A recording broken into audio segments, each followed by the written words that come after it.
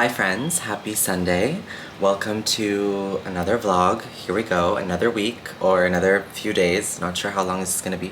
If you watched the last vlog, which I will put somewhere up here if you didn't catch it, I ended that video kind of having my eyes on two books by indigenous Canadian authors that I know, or that I found through Ignacia from Literary Iggy. So when I filmed that clip, I decided that I would pick up the one called Noopeming by Leanne Betasamosake Simpson, I think is how you say it. First of all, she's stunning. Gorgeous. So it's called Noopiming, The Cure for White Ladies. I'll put the cover here. So I picked that one up and I have about 15 pages left. It's been such a interesting, thought-provoking, like opening kind of book for me. Like that's the kind of sensation I can explain, like something is expanding or something's opening through reading it. Also, I have a little friend that has visited us. Okay, so how to explain this book? It's told through poetic prose and also through different fragments. So if you like poetry and you enjoy poetic language in your experimental novels, then I would say this is definitely in that vein. So you would like that if you like that.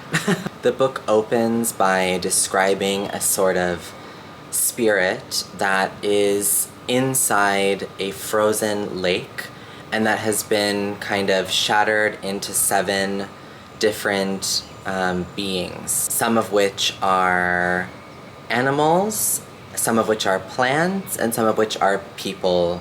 And it's taking place kind of in urban and surrounding areas of Toronto in Canada. And as you go through, you kind of meet these 7 different beings and you learn about them and you learn their connections to each other. What's really fascinating, and if you watched Iggy's video, which I will of course put downstairs, I'm really saying exactly what she said. In this indigenous language, there's no separation, or nothing is gendered.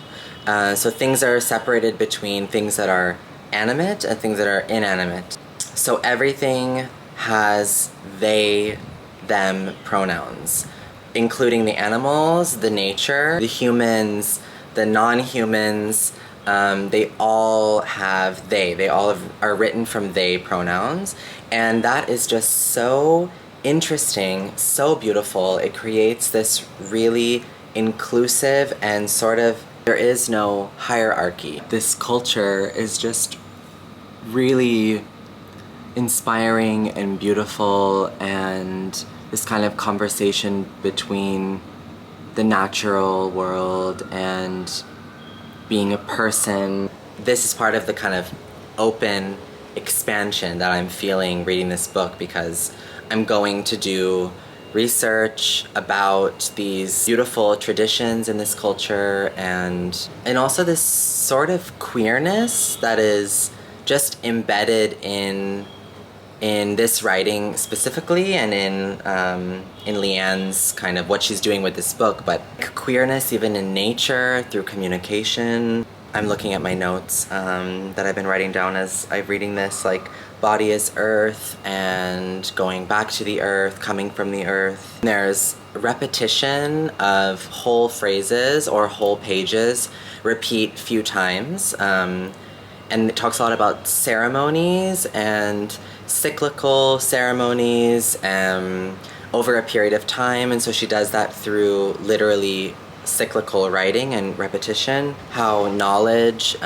is passed down through generations, and how maybe as the generations go on, there's a loss of some roots. She mentions for a second, like very briefly, the Palestinian conflict, and that was just really interesting that she used that. Obviously, I'm living in Tel Aviv, so that topic is present in my life and is of interest to me, and so it was really interesting when it came up here. It's dealing with gentrification, what it means to be indigenous in an urban world where traditions, space, time is not given or allowed for these cultures to continue. These characters are kind of longing to go somewhere, to leave somewhere, but at the same time trying to be and become deeply rooted where they are, where they belong, where they come from. A lot about synergy, and that is a kind of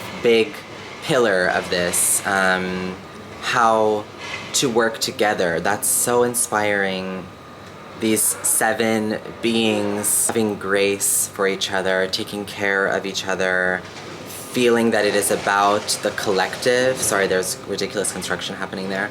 It's about the collective and not about the individual. And also, I loved this, like the importance of feelings and sensing, to sense other people's feelings and to be tuned to that is just as an important, if not more important, quality to have than like logical intelligence, logical skills. There's a chapter before the end, I think it's chapter 9, called Formations, and it's kind of describing formations of flying birds, I think geese, and how they kind of work in this system together, and it's kind of used, like how I read it, to kind of symbolize the indigenous experience, the way of building a system together. Also the struggles that come with migration, or choosing to not migrate, choosing to stay, to insist on being in your land. It's really thought-provoking, and I'm saying all of these reflections with also being aware that like half of it, if not more, goes over my head just because I'm not indigenous. But it's been really beautiful to just fall into her world building in this book. I'm almost done. I'm gonna finish it probably now. I wanted to read this from Goodreads because it just is really wonderful. To read Simpson's work is an act of decolonization, degentrification, and willful resistance to the perpetuation and dissemination of centuries-old colonial myth-making. It is a lived experience. It is a breaking open of the self to a world alive with people, animals, ancestors, and spirits who are all busy with the daily labors of healing. Healing not only themselves, but their individual pieces of the network, of the web that connects them all together. Enter and be changed. So I feel that. The next book that I wanted to read that I mentioned, I'm gonna go get it. A History of My Brief Body by Billy Ray Belcourt. He's from the Drift Pile Cree Nation, and he's also queer. So I know that there's a big emphasis on queerness in this, so I really look forward to that. Okay, that's a lot of talking. That's all for now.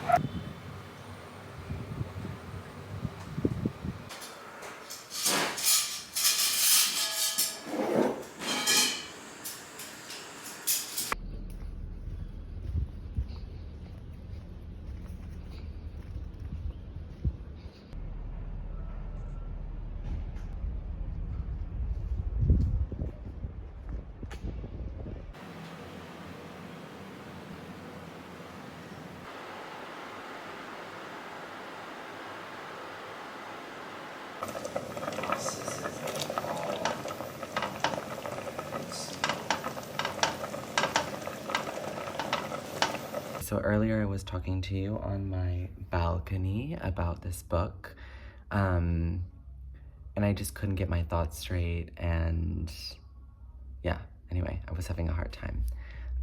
So I'm gonna get some sleep, and then probably tomorrow I will be able to be more clear. And also Ohad suggested to me that maybe I should just write down more thoughts to share with you, and that did seem to be helpful in about the last book. So I'll try to do that. But in short, like, I'm just loving it so much. And like I said, it like kept me up at night thinking about it. So such a great memoir if you like that kind of thing, and very poetic. Okay, good night.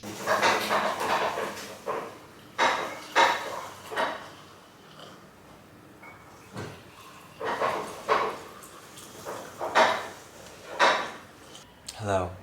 It is Tuesday, and I wanted to talk to you a little bit more about this one. I'm trying to be not too formal and relaxed in these videos, just for myself. You know, this is something that I do for fun because I like to, and when I feel myself getting too serious or stressed, it's just not the point of doing this. So I tried to talk about this yesterday, and it just didn't go well.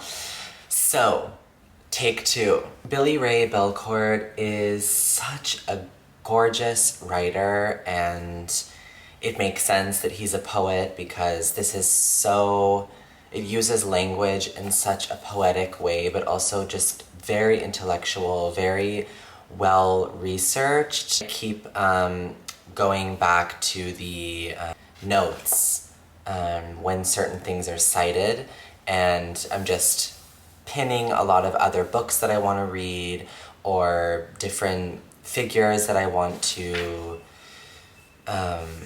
research. So I'm really loving that part also, that it's sending me on kind of a further research journey. I'm about 43 pages in. I've been highlighting a lot. It's a very underlinable book, I can say that. And I'm officially in my era of the midliner highlighters.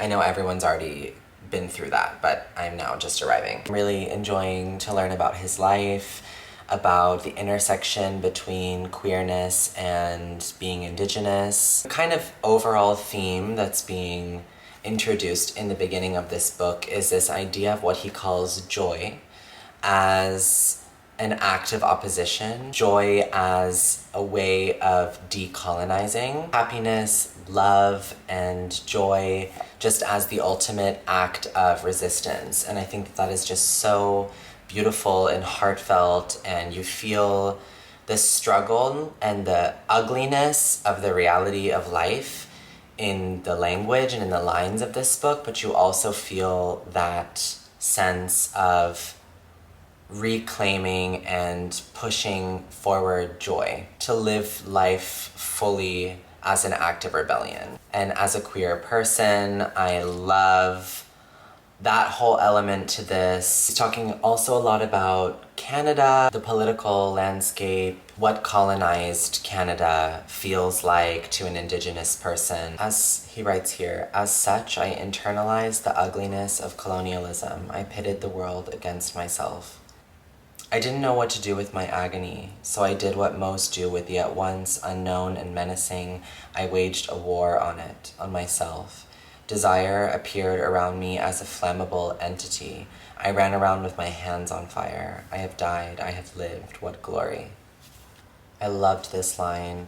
We are children of war, for whom the earth is a collaborative work of art. At the time of writing, no one is in an argument with Canada. Yet Canada has its gloved hands over its ears, as though someone were about to question why it is splayed out in a toilet like a widower on an open casket. Canada has yet to recoil at its reflection in the rearview mirror. America, its deranged brother, is already engorged on itself like a nesting doll. Canada lives in my refrigerator. It spoils my groceries just days old. It hangs like a uvula in my throat, governing my speech, draining it of its venom. Canada is more akin to noise pollution than the canopy of a boreal forest. Not a country, but a radioactive wolf in wolf's clothing. Very sharp and on point while being decorative. Perhaps I write now in the mode of autobiography to stimulate the conditions that might call up that opacity, the fragile and engrossing density of memory. In this way, I'm an archaeologist of the disappeared. I loved archaeologist of the disappeared, as someone who's writing memoir, as who's dealing with memory, the past, trying to pull those things out in order to write about them. In one of the clips that never made it in this video, I said that I was kept up at night thinking about this book. Like, I woke up saying lines from this book, and like woke up, I think, with the word like decolonization in my mouth. Like, I heard myself say it when I woke up. So it's embedding itself in me, and I just think it's really, really beautiful. So I highly recommend, and I'm not even halfway. I am now not gonna read, actually. I'm gonna go finish the first episode of The House of Dragon, the prequel series of Game of Thrones. Okay, ciao. See you later.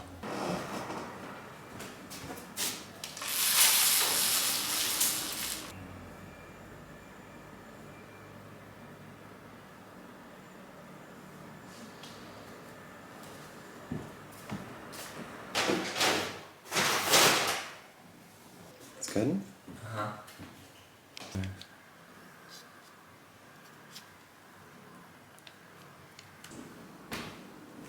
So pretty.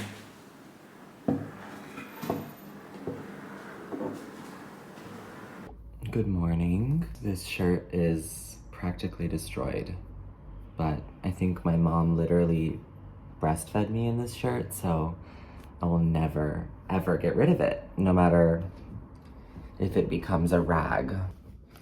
So I finished this one, and I've just come to say that read it. It's really, really beautiful. Read this book. Like, that's all I can say, is that Billy Ray Belcourt, I think you're a gem on this earth, and I'm so happy you're putting pen to paper or fingers to keyboard or whatever, because this is a very important read, and I just enjoyed it so much. It's so good. I just loved this passage that maybe I'll read you before we go. To write is to live on. The page rescues us from a longing for finality.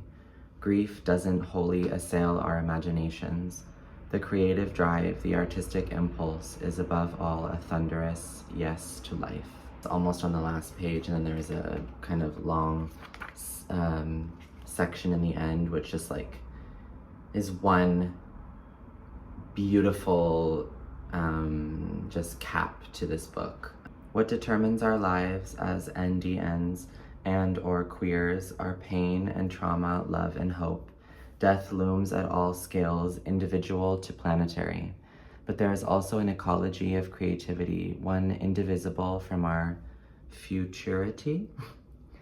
In the face of an antagonistic relation to the past, let us start anew in the haven of a world in the image of our radical art. Love it. So good. For that, I say, have a good weekend, or whenever you're watching this. I want to get this up tomorrow on Sunday. So anyway, thank you for sticking around for this vlog, and hope you made it to the end. And I'll catch you in the next one. Love you. You're amazing.